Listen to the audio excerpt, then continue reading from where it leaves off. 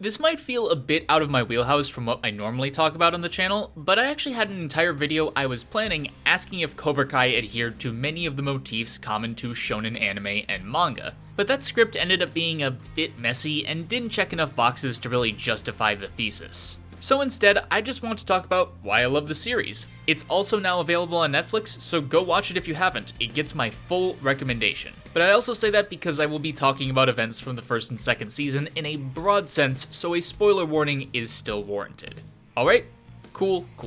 Cobra Kai is, in the best sense of the word, a sequel to the highly acclaimed movie The Karate Kid from 1984. It follows the same central cast of Danny LaRusso, played by Ralph Macchio, and Johnny Lawrence, played by William Zabka, in a rivalry that is suddenly renewed after Johnny decides to open a karate dojo under the same name as the one that tormented Danny, and to an extent Johnny, back in high school. And the story proceeds from there, watching them take on the role of sensei as they begin to pass on what they know about karate to a new generation of students. Which is where the idea for the other video kind of spawned, because the passing down of ideologies to the next generation and for them to use what they're taught to ultimately forge a new path with that knowledge is a very recurring theme in shonen storytelling. But that doesn't fit as well here because if Cobra Kai is about anything at its core, it's a failure to properly teach that next generation, because Danny and Johnny themselves are still growing both as people and characters. Thus, their own feelings and approaches change far more throughout these two seasons than Mr. Miyagi or John Kreese's ever did in The Karate Kid. You can see this evolution with how Johnny's philosophy about karate changes from season 1 to season 2, going from someone who is preaching Cobra Kai's now infamous mantra, strike first, strike hard, no mercy, to someone who sees what that kind of thinking can do and actively backtracks, instead trying to introduce a bit of nuance to his students' mindset.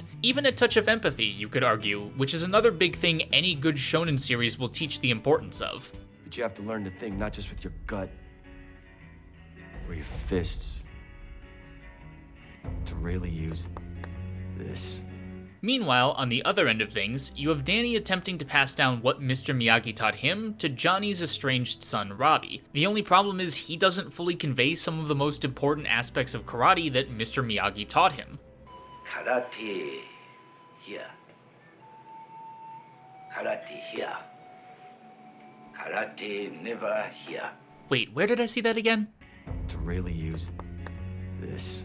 Interesting. But in the film, Mr. Miyagi only agrees to teach Danny as an absolute last resort, after exhausting every other option for conflict resolution. This doesn't happen in the series. Danny is more focused on the inner peace and balance aspect, which is important, but there's no talk of empathy or anything even close to that slight bit of ambiguity we got from Johnny. Really, a fair takeaway is that both senseis are only teaching parts of a necessary whole, and as a result, neither side has a full understanding of the other. And it's this lack of understanding that ultimately leads to the main conflict of Season 2. And it's possible to view one moment in that conflict as a character being punished for showing mercy, but that reading would run counter to basically the entire point of what I think Cobra Kai is trying to say. I don't think the punishment was a result of not showing mercy, but rather a negative outcome because neither party had a full grasp of empathy. Empathy doesn't necessarily mean stopping the conflict in that instant. It's putting yourself in your opponent's headspace and acting accordingly based on that and the situation.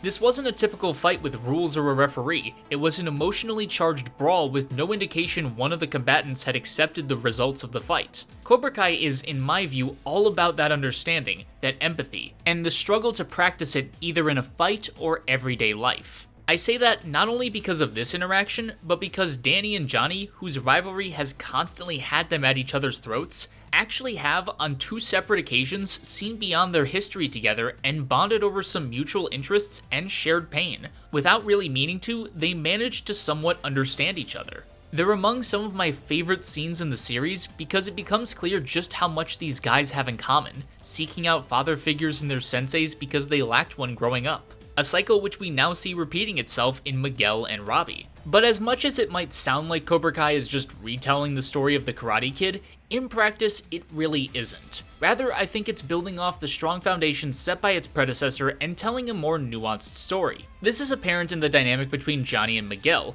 whose relationship has pretty closely paralleled that of Mr. Miyagi and Danny, In both cases, sensei and student met in a casual capacity first, before the master later saves them from bullies using karate, leading to an interest in the martial art from the student. Unorthodox training ensues until the student learns the basics of the martial art. The parallels continue, and there are even some, as you might expect, between Danny and Robbie, but ultimately it's Johnny who takes things a step further in connecting with his student. During the second season, after he sees what his karate philosophy and hiding things from Miguel has done to him, he takes Miguel to a diner and bears his heart about his past failings as a father, saying that teaching Miguel has been his antithesis and he'll always have his best interests in mind. And what's most important about this scene is that Johnny is reaching out to Miguel from symbolically the lowest point in his life, all but saying outright that he wants and can do better by doing right by Miguel. Comparatively, Mr. Miyagi was always more secretive and mysterious with Danny, with both us and him only learning significant parts of Mr. Miyagi's past as they became relevant in the second film. Johnny's actions here speak to that message of understanding as he's removing as many barriers between them as possible so that Miguel can fully empathize with where Johnny is at and what he's trying to do. I said I enjoyed the scenes of Danny and Johnny just being bros, but this is hands down my favorite moment in the series so far. It's also perhaps one of the best examples of how Cobra Kai fully succeeds as a sequel. We live in a time where almost every moderately popular franchise is being milked for all their worth in the form of more and more installments. Star Wars, Star Trek, Marvel, DC, Jurassic Park, Transformers, Harry Potter, Fast and the Furious, most of the Disney Renaissance films, and even The Karate Kid that one time 10 years ago. And regardless of your feelings on any of them, to an extent they all try to tackle the issue of how to properly pay homage to the films that came before. Some handle it pretty well, like the first 10 minutes of The Force Awakens, and others can really struggle, like the entirety of Rise of Skywalker. And when done poorly, these homages end up feeling less like respecting or acknowledging what came before, and more a forceful nudge to the audience that may take them out of the experience altogether. And so far, after 20 episodes, Cobra Kai has done one of the best jobs I've seen in carrying and kindling the spirit of its predecessor.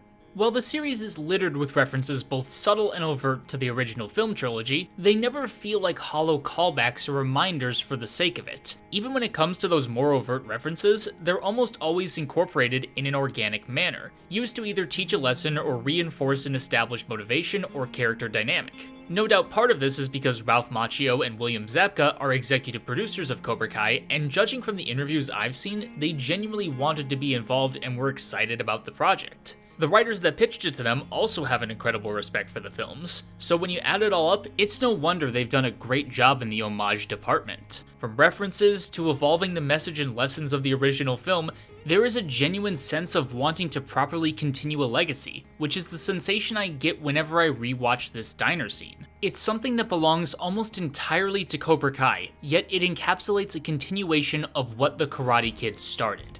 I love Cobra Kai not only because I believe it's a fantastic story, but because of all of what I've mentioned. The characters are great, the story is phenomenal, and it's building upon what came before it in the most respectful and best ways possible. In that sense, there's nothing more I could really ask from it. I just want as many people to experience it as possible. I also think you can experience it without having even watched the original films. That might help you to understand more of the jokes and make the connections I have, but that's not necessary, I think, to fully appreciate the story and characters this series has to offer. But hey, you can let me know in the comments if you've seen it or not and what you think to that end. It also astounds me that it's yet to be nominated for a proper Emmy outside Best Fight Choreographer, but I believe that's because traditional media was never going to admit YouTube had produced a series this good. Just watch. Now that it's on Netflix, I bet you Season 3 will get at least 5 nominations. But I'm getting a little off track. Just go and watch Cobra Kai. You can thank me later. Those, as always, though, are just my thoughts, and I'd love to hear what you have to say. What do you think of me covering more live-action stuff? Would you like to see more? And what are your general thoughts on Cobra Kai or the Karate Kid franchise as a whole? Yes, that means even the weird animated series I could only find the intro for. Seriously, what am I watching, and why is Mr. Miyagi acting like Steve Irwin? If you have an answer to that, or anything else, as well as any other questions you may have, I look forward to them